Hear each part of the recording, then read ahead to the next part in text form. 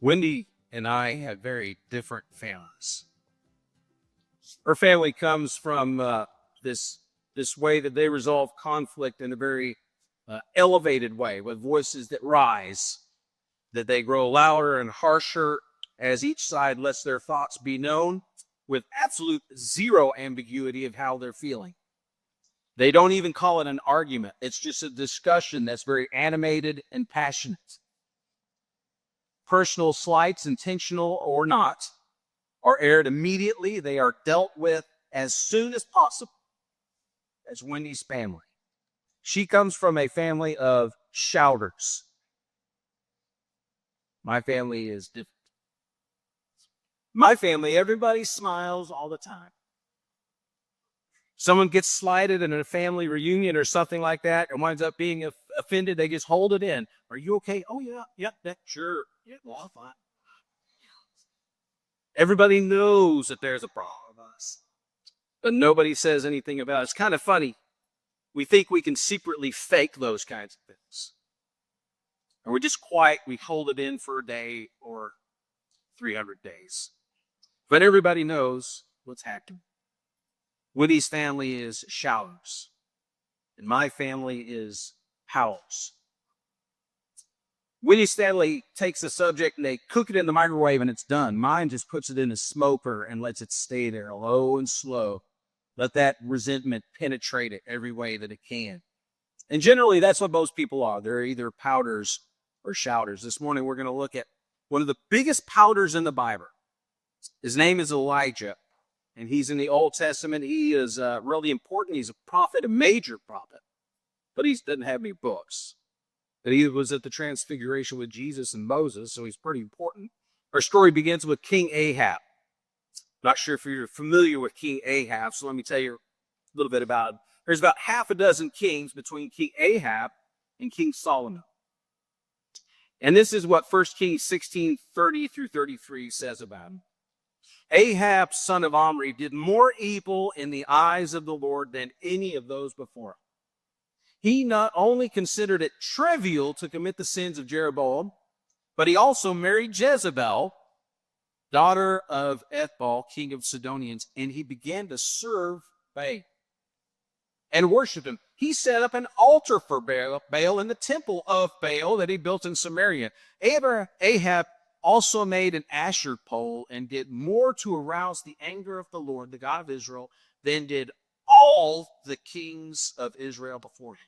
So Elijah shows up out of nowhere. He tells King Ahab, as the Lord, the God of Israel lives, whom I serve, there will be neither dew nor rain for the next few years except at my word. So here we are, 3.5 years later at this point. There hasn't been a drop of moisture. Creeks, they're dry. Ravines are dry. Streams, rivers, lakes, they are dry. It is awful. It is so bad that Jezebel, Ahab's wife, is having every single prophet of the Lord that she can find hunted down and killed. The palace administrator for Ahab has taken, however, 100 prophets of the Lord and hidden them in 2 caves. He is so sneaky, this palace administrator, that he is taking the king's own resources. The king that's trying to kill them, he's taking the king's resources and is feeding them in the cave, taking care of it. Anyway, King Ahab tells his palace administrator that he needs to help them feed his horses before they die. So Ahab gives him some orders. You go that direction looking for grass. I'm going to go this direction looking for grass. Maybe we won't have to kill these animals. Now, this palace administrator, the King Ahab has, he loves the Lord. And his name is Obadiah. Anybody ever heard of Obadiah? It's great. If you haven't, his name should sound pretty familiar. If I say this, you'll understand why you've heard his name. Genesis, Exodus, Leviticus, Numbers, Deuteronomy, Joshua, Judges, Ruth, 1st and 2nd Samuel, 1st and 2nd Kings, 1st and 2nd Proverbs, Ezra, Nehemiah, Esther, Job, Psalms, Proverbs, Ecclesiastes, Song of Solomon, Isaiah, Jeremiah, Lamentations, Ezekiel, Daniel, Hosea, Joel, Amos, Obadiah. Obadiah wrote one of the books in the Old Testament. There's one chapter, but at least he finished his book, Sworn Nights. So, Obadiah is is one of the prophets in the Old Testament. He's looking for some grass. He runs into Elijah. He says, "Oh, Elijah, oh man, the king's been looking for you. 5 countries, they were looking for you to kill you. I can't believe it's you." And Elijah says, yeah, it's me. It's me.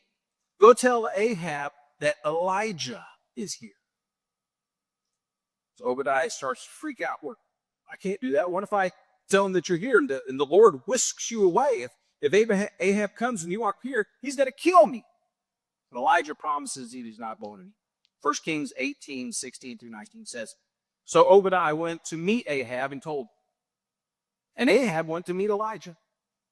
And when he saw Elijah, he said to him, "Is that you, you troubler of Israel?"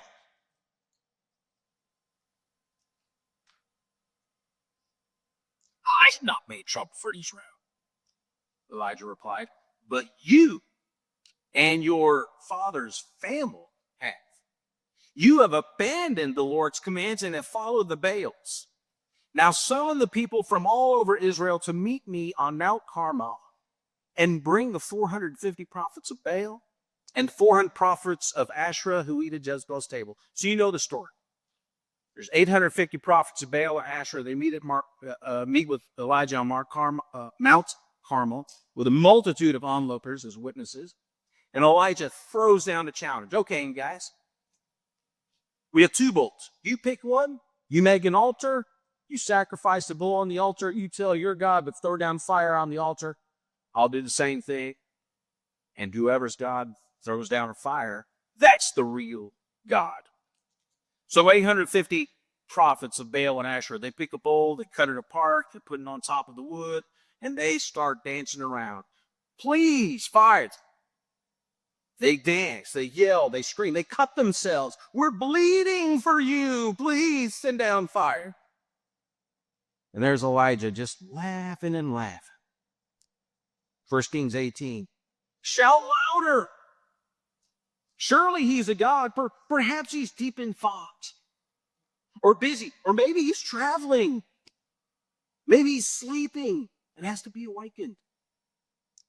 So they pick up the pace. They're even more frantic. And Elijah finally says, enough. Out of the way, fellas. My turn. Elijah puts 12 rocks on top of each other, rebuilds the altar. 12 rocks, one for each tribe of Israel. He digs a trench around the altar, puts wood on top of the altar. He cuts up the bull into pieces, puts it on top of the wood, and then he calls for 4 large jars. He fills them with water and says, "Pour it on top." He does it 3 times. 4 jars times 3, 12 jars, one for each tribe. So much water is poured on this sacrifice that the trench is filled with water. Elijah steps back and he says, "Lord, let it be known today that you are God in Israel. Lord, answer me so these people will know that you are God and that you are turning their hearts back again." And then swoosh, fire comes down from heaven. It annihilates the bull. It annihilates the wood, the altar, the ground around it, all the water, everything is gone. Elijah turns around to look at the crowd, and they are on their faces crying out, "The Lord, he is God. The Lord, he is God." I'm going to paraphrase what Elijah says next. He says, "Hey, those 850 prophets, kill. And within the day, they're all dead." Elijah turns to Ahab and he says, "Hey, buddy, you better get in your chariot and go home because it's about to rain." Elijah takes off in his high-dollar sports chariot. And Elijah stays there. He says another prayer. He said, "Lord, go on and let it rain." As soon as the big drops start to fall, Elijah tucks his cloak into his belt. And he takes off and run. Can you imagine what Ahab is thinking when he's going as fast as he can? He looks to the side, and there's Elijah passing him like flash. Elijah actually beats Ahab back to Jezreel, where the king lives. And this is the point where my sermon begins.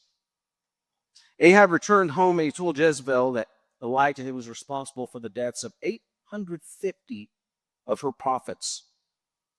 So she sends a message to Elijah, 1 Kings 19:2. May the gods deal with me, be it ever so severely, if by this time tomorrow I do not make your life like one of them. Now Elijah had just called down fire from heaven. He just had 850 prophets killed. He had just beaten a chariot 15 miles from Mount Carmel back to Jezreel. And do you think he's going to be afraid of some lady named Jezebel? He's terrified. He's terrified. 1 Kings 19:3 says he ran for his life. Elijah leaves. He travels about 100 miles south to Beersheba, where he walks for another day all by himself. He leaves his servant behind into the wilderness, and he sits under a broom bush, which is really a tree. And he prays to die. 1 Kings 19:4 says, I have had enough, Lord. He said, take my life. I'm no better than my ancestors. He lays down, he goes to sleep. And a little while later, an angel comes and he touches him, wakes up Elijah, and he provides him with some fresh bread and water. He tells him to strengthen himself because he's going on a long journey. And this journey is going to take Elijah back to Israel's very beginning, to a place named Mount Horeb. Now, you may not be too familiar with Mount Horeb and its role in the history of Israel. You just need to remember this. Mount Horeb is horrible. It is in the middle of the wilderness. There is no beauty in Mount Horeb at all. You may be familiar with Mount Horeb's other name, Mount Sinai.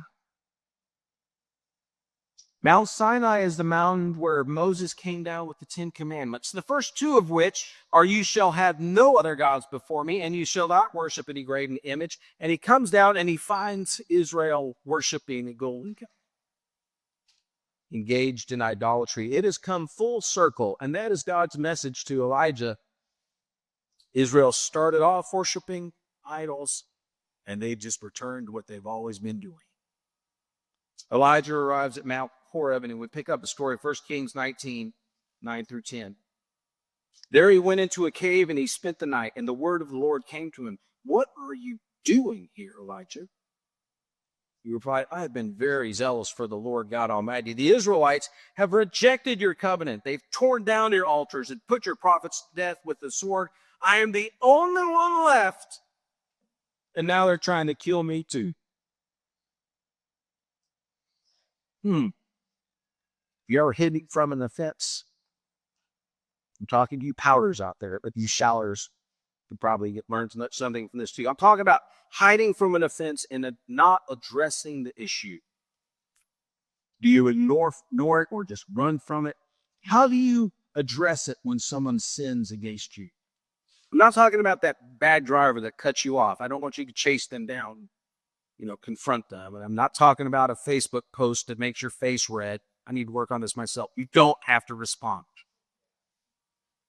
I'm talking about a real offense that is impacting your life. There are some offenses that can take a person away from following God. Some offenses not only hurt the person that they're doing it to, but it hurts others. It hurts their spouse. It hurts their children, their parents, their family, their coworkers. It hurts their friendships. Those offenses hurt you. What do? Those are the offenses that we cannot hide from. God does not want us to hide from them. If we do, it can hurt our faith. And what happened to Elijah can happen to you. It can happen to me. Elijah had separated himself from his servant and gone into the desert to die. And now God has physically placed Elijah where he already was in his head. He's put him in a cave where he can hide. I think this story of Elijah in the cave can teach us a few things about running from conflict. So here are 6 lessons we can learn from Elijah about avoiding an offense. Lesson number 1. When you avoid an offense, you take responsibility for a battle which is not yours. God asked Elijah, what are you doing here? The truthful answer that Elijah should have said is this: I'm here at Horeb pouting because I thought the battle for the heart of Israel was over, but it isn't. So God brought Elijah back to Horeb as a reminder that Israel's idolatry was not new. It was not uncommon. It was not Elijah's battle. This was God's battle. And it had been God's battle since the very beginning. It's easy for us to take responsibility for things that we have no control over, but we should not do that. We just need to recognize that we are simply soldiers. Jesus is our captain, and our mission is to follow him into battle through the smoke and the haze. Some of us right now,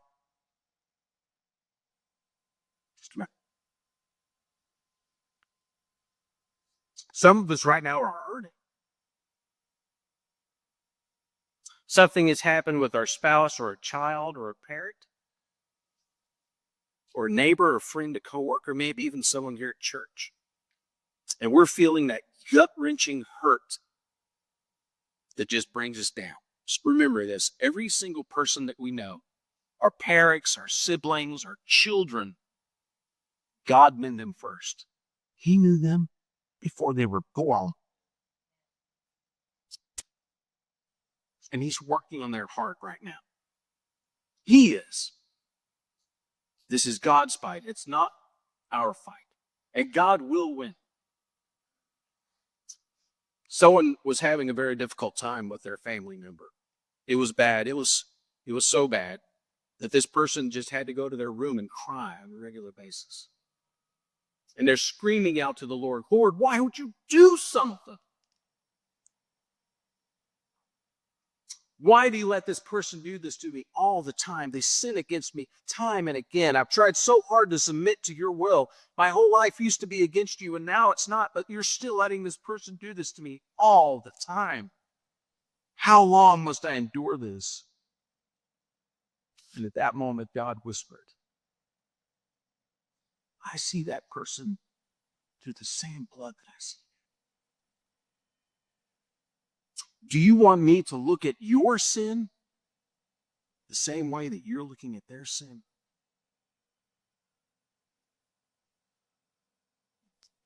Other people's sin is God's fight. It's not ours. Number 2, when you ignore an offense, when you avoid it, when you hide from an offense, you put yourself in a cave. I have to admit, that was me on Friday. Friday was a hard day for me. And I came home from work, and I just wanted to sit in the dark. I don't know if it was me signaling that I was upset or that I wanted to be alone. Maybe it was just me telling Wendy, just let me be for a while.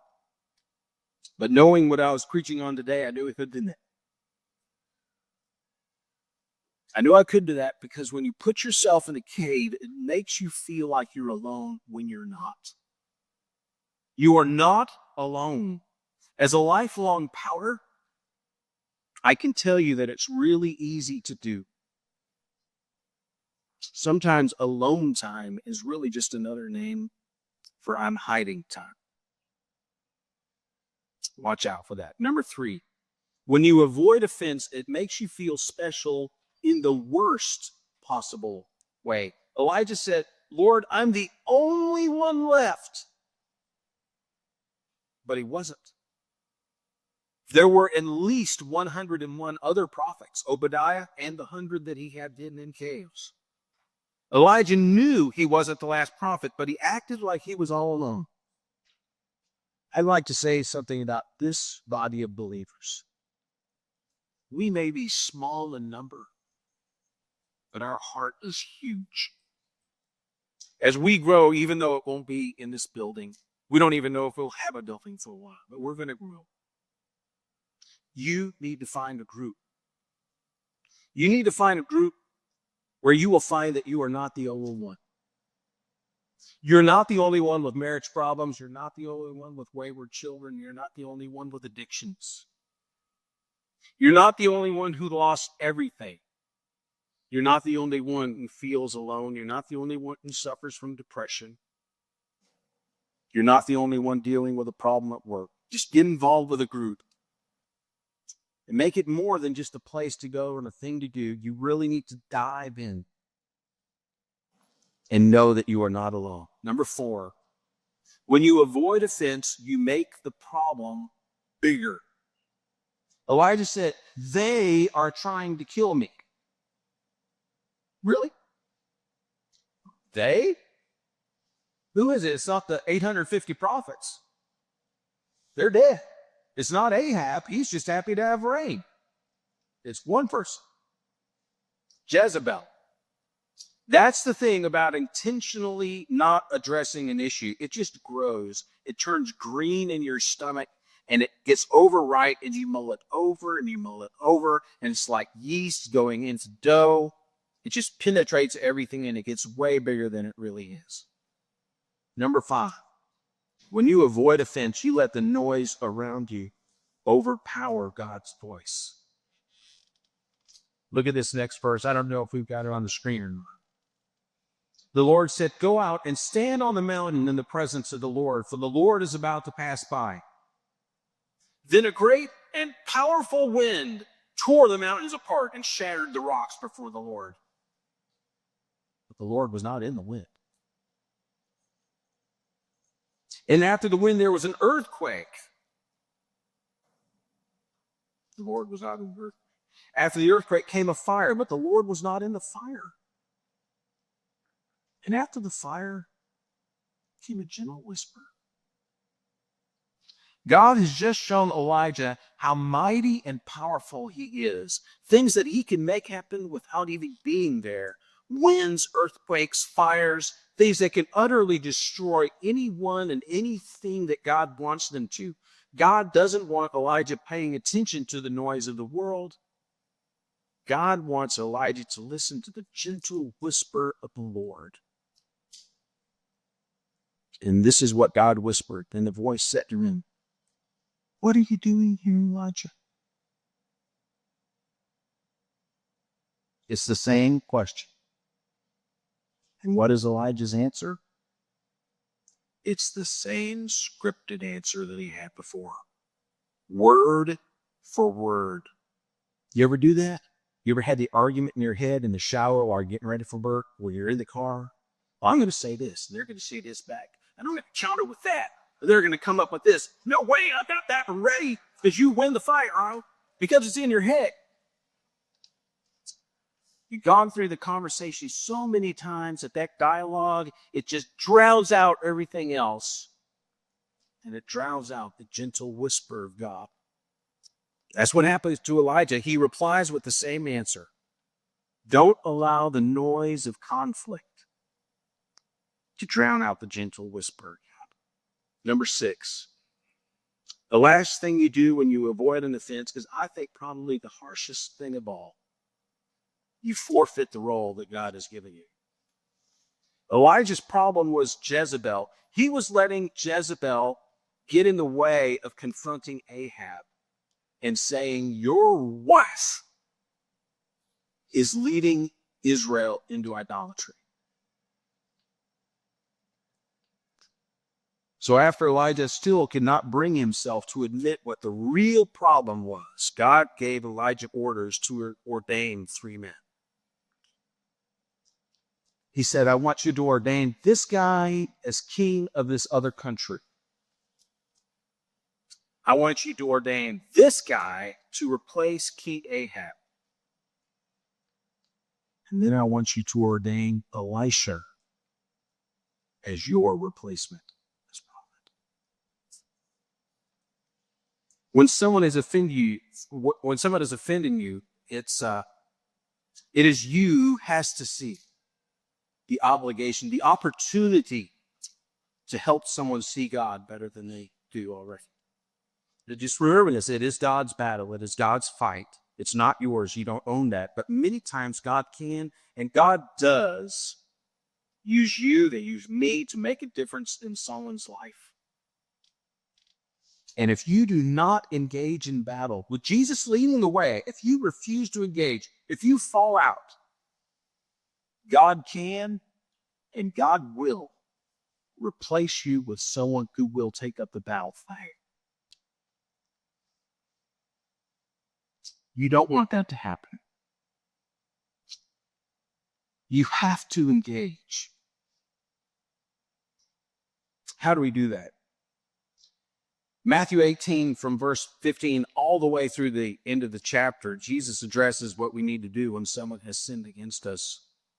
When there's been an offense against us, the first thing that he says to do is confront. Starting in verse 15, it says, if your brother or sister sins, go and point out their fault, just between the two of you. If they listen to you, you have won them over. Now, I think that just between the two of you part is key. Approach them privately. Don't embarrass them.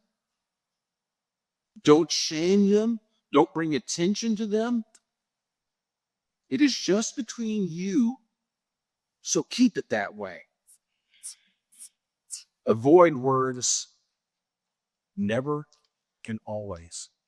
Avoid those words. They never work and they're always wrong. Avoid the words never and always. You never do this, or you always do this. Don't say that. Not good. Be honest. Let them know that you're nervous. Let them know that the words you're going to use are probably the wrong words, but you've got to say something. With Andy as a counselor, this is good, tried and true template to use.